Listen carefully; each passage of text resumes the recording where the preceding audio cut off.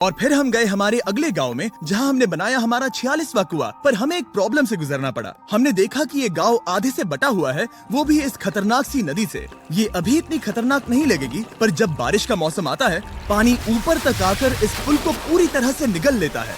और ये पुल इसलिए इतना जरूरी है क्योंकि वहाँ जो गांव है, वहीं पर सभी हॉस्पिटल्स और स्कूल्स हैं, इसलिए यहाँ से रोज गुजरना पड़ता है। ये खतरनाक है, लेकिन इस पुल के अलावा इनके पास और कोई ऑप्शन नहीं है। जब ये नदी उफान पर होती है तो ये किसी को भी बहा ले जाती है, लोग, स्टूडेंट्स, यहाँ तक कि जानवर। हाल ही में इस नदी को क्रॉस करने की कोशिश में हमने 3 लोगों को खो दिया। इस तरह किसी की जान जाना पागलपन है और हम इसे स्वीकार नहीं कर सकते। और जिस पल हमने इस बारे में सुना, तब हमें मदद करनी ही पड़ी।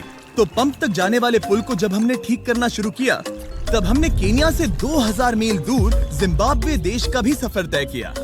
अफ्रीका में आए 1 हफ्ते से ज्यादा हो गया है और अब भी कई पंप्स लगाने बाकी है। तुम में से बदबू आ रही है। मैंने सुबह ही शावर लिया था। बात होते ही मैं हाथ नीचे ले लूंगा। इस काम के लिए मैं तुम दोनों पर भरोसा कर सकता हूँ। हाँ। हमें सबसे पहले एक लोकल हॉस्पिटल की जांच करनी थी, जहाँ साफ पानी की सख्त जरूरत थी।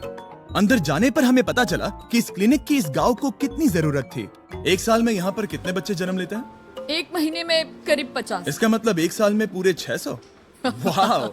पर दुख की बात यह है कि इन प्रेग्नेंट महिलाओं को सिर्फ पानी लाने के लिए 1 मील तक जाना पड़ता है और इन भारी बकेट्स को लेकर वापस आना पड़ता है। पर अच्छी खबर ये है कि हमने इनकी पैसों से मदद की यहाँ पर एक मॉडर्न पंप लगाने के लिए।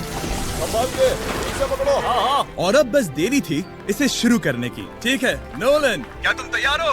मैं तैयार हूँ। ओवर। मुझे एक ड्रामेटिक जूम इन दो। नोलन, मैंने बटन दबा दिया है, ये काम कर रहा है?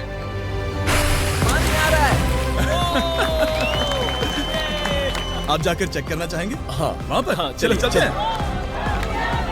लोगों को पानी मिलता देख मुझे आखिर बहुत अच्छा खुशी हो पानी रही मिल ही है। गया। ये सच में कमाल की बात है। हमारा नोलन एक प्रोफेशनल डांसर है। यकीन नहीं हो रहा, मैं डांस कर रहा हूँ।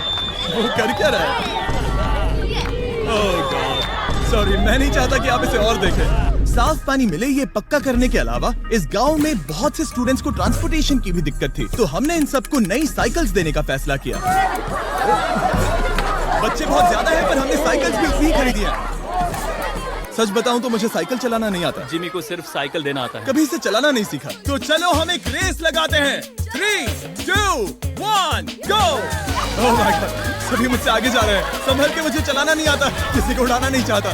तुम इसे चलाओगे? ठीक है, जाओ चलाओ। ओके। और इन्हें साइकिल्स देने के ये कुआं सोलर पावर्ड है, जो गांव के किसानों के लिए खास बनाया गया है, ताकि इनकी फसलों और जानवरों को जरूरत से ज्यादा पानी मिल सके। चाहे गर्मी हो या फिर बिजली ना हो, इससे कोई फर्क नहीं पड़ेगा। और एक पैनल है 200 वॉट्स का, जो एक पंप से जुदा है। ये पंप हर घंटे 5000 लीटर पानी खींच सकता है। बेसिकली ये अनलिमिटेड पानी का सोर्स है इस पूरे गाँव के लिए।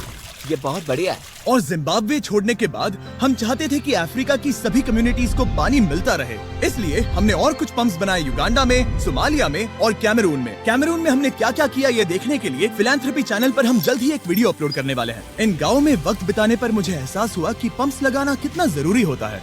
कैसे ये खेती को पानी देते हैं, भूखे का पेट भरते हैं, कैसे ये हॉस्पिटल्स को साफ सुथरा रखते हैं, और सबसे जरूरी कैसे ये आने वाले पीढ़ी के बच्चों के लिए लंबी और हेल्दी जिंदगी जीने में मदद करते हैं, और इससे कम्युनिटीज का भविष्य भी सेफ होता हम है। बहुत समय से इंतजार कर रहे हैं साफ पानी के लिए। Water is life. और कुछ लोकल लोगों की मदद से हमने आखिरकार ये पुल पूरा कर ही लिया, जिसे ये कम्युनिटी अगले 100 सालों तक इस्तेमाल कर सकती है। कई जिंदगियां बचेगी, परिवार एक साथ आएंगे, परेशानियां चली जाएंगी। इस वीडियो में हमने जो 100 पंप्स लगाए हैं, वो कई जिंदगियां बदल देंगी। पर ये गाइस नेक्स्ट वीडियो के लिए कमेंट करें और सब्सक्राइब करना ना भूलें।